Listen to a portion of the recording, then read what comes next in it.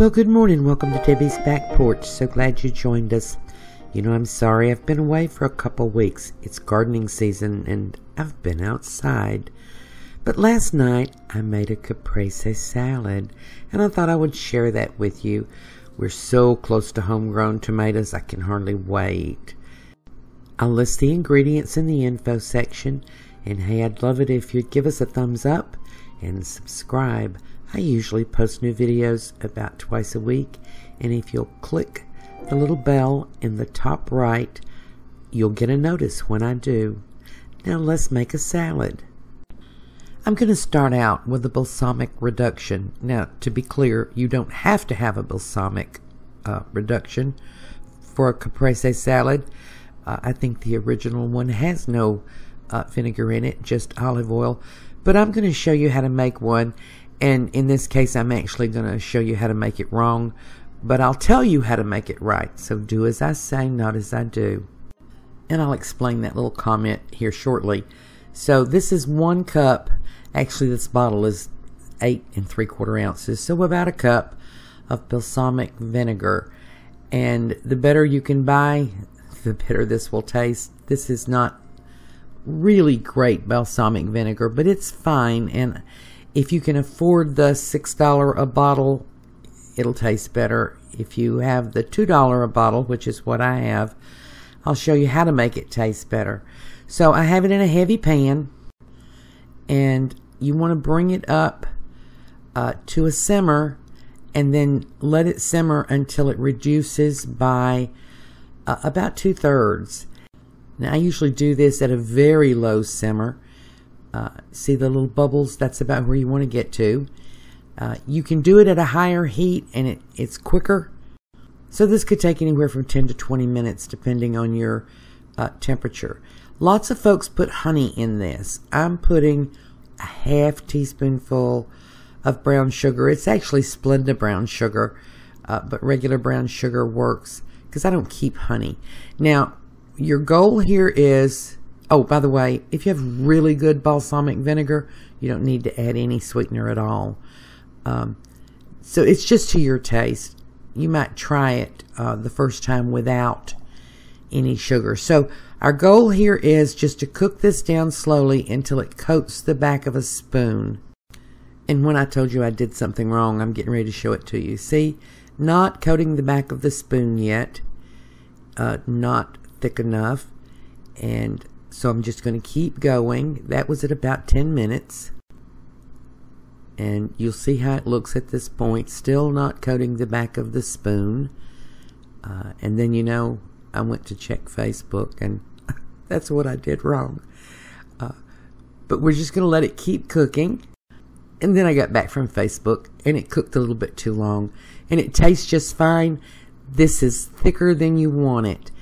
When you get it done, you'll let it cool a little bit, and you can do it ahead and keep it in the fridge. This is about 2 stages past what you want it to be. It tastes wonderful, and you'll have to heat it again before you put it on your salad. So, what is caprese salad? It is fresh mozzarella, a good red fresh tomato, some salt and pepper, a little bit of basil, and some extra virgin olive oil.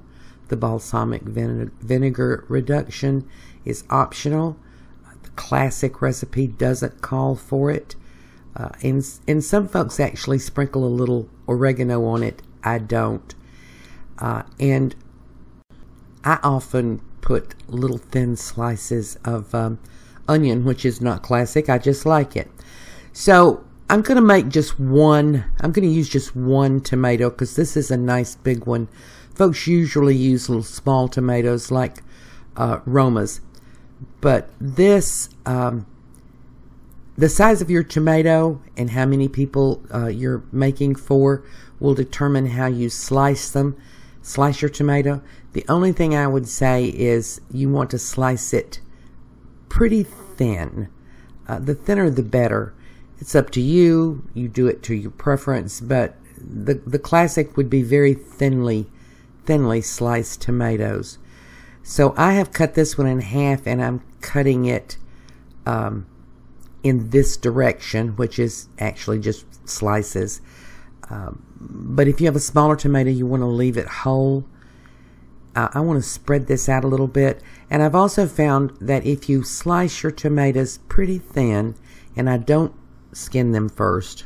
Actually, I don't think I've ever seen anybody skin them first for this, but you can if that's how you like your tomatoes. I have seen people use small tomatoes and quarter them. So when you get them cut, you're going to arrange them on your plate. And the arrangement's going to depend on the size of the tomato. I've seen it done in 100 different ways. I kind of like to make mine in a semicircle and with a little hole in the middle, and I'm going to chop up these extra little bits of tomato and then just stick them in the hole in the middle. So I'm going to play with that a little bit. And here are the little extra bits. Just going to dump those in the middle.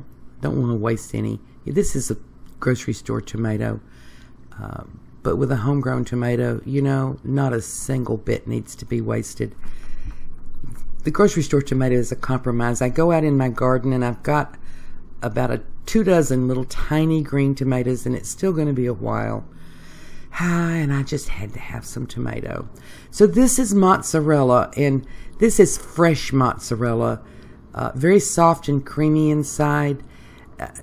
This doesn't work with like sliced mozzarella or grated, the harder kind. If you make mozzarella at home, that's perfect for this. Soft and creamy and yummy mozzarella with lots of flavor, and you know, you can never have too much cheese. I bought this already sliced. Otherwise, I would have sliced it just a little bit thinner. But this is fine. And we're going to just arrange it between the tomato slices. And if you're making a large one to be shared at table, you would probably do it in rows so that people can serve themselves just with a few tomato slices and a few slices of the mozzarella. But this is just a one-person salad. And you just arrange it however looks best to you. So I have some basil here, and my basil plant is very, very tiny, and I didn't want to over-harvest. So I've got very small leaves. If you have nice big leaves, you might arrange it with a leaf between each tomato and cheese section. But most folks chop it up, either little chops or julienne. You know, just roll up a big leaf and slice it along the roll and get nice julienne pieces. However you do it is fine. I actually like it chopped. That way you get just a little bite. Too much basil can be overpowering. So then just sprinkle it on, and then we're going to use some freshly ground black pepper and some salt. And I'm going to use quite a bit. This is a very simple salad, very simple flavors. So a good bit of pepper, and sprinkle the salt on to your taste. And I'm using kosher salt, but your pink Himalayan salt would be wonderful on this. So there you go. That's all our veggies. Now we're going to dress this a little bit with a good amount of extra virgin olive oil, and just sprinkle it over. If you want to infuse this with fresh garlic before you use it, you can, but that's not in the classic recipe. It's just extra virgin olive oil.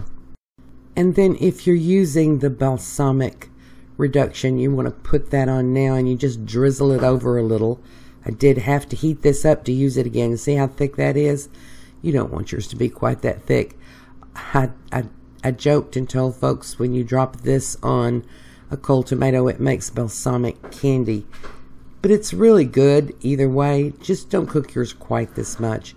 You're just going to add just a little bit of this sweetness, and it does really make it good. So people will argue, balsamic or not, either way, however you like it. And this is it. Isn't that gorgeous? And it tastes so good. Now, I have to tell you, we're not going to get the tasting shot. Because what happened is my brother showed up right as this was done. And he came over and looked at it and said, "Can I have a bite?" And I said, "Sure." And I gave him a fork. And I got a fork. And we started to take a bite. And then before you knew it, in about 90 seconds, this is what I had to take a picture of. So this is a testament to how yummy that was. It just went away. There's that dressing, and you'll see that balsamic vinegar melted down into the oil. This is a perfect salad for a summer day after you've been out in the garden all day. Easy to put together, still looks fancy. Thank you for joining us on Debbie's Back Porch. I hope to see you again tomorrow.